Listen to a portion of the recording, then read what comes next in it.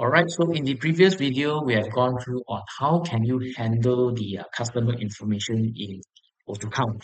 So next, I'll move on to item. There are certain things that you need to do in your item so that you can accommodate with the latest e-invoice requirement. So let us move on and we edit one of the item and I'll show you what are the things that you need to do.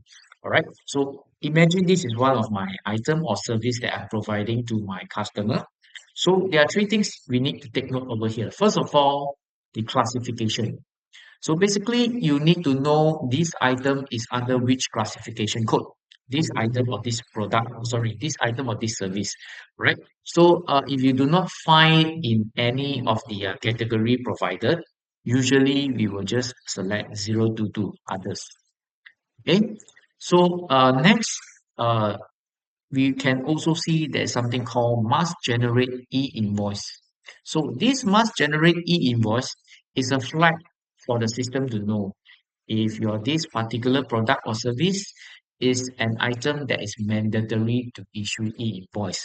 For example, according to LHDN guideline, selling of cars and motor vehicles, you will need to issue e-invoice. You cannot do consolidate for such items. Another example will be like construction materials. So you can find all this information at the LHDN guide. Okay, so if your item, the items that you are selling is falls within the category that cannot perform consolidate, we will have to tick this checkbox, must generate e-invoice. Okay, so for now, this is a service. It is not something that is compulsory to issue invoice, so we just leave it unchecked. And the next thing over here is under the others tab over here, there is a e-invoice measurement. So we have all the LHDN measurement unit over here. You will have to map accordingly to the measurement from the LHDN. So when we submit the e-invoice, we know what measurement we use to submit to the LHDN so that they can recognize. So the good news over here is this field is optional right now. It's not mandatory.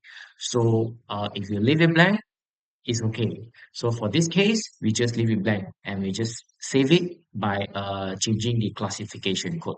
And we just click OK and we are good to go.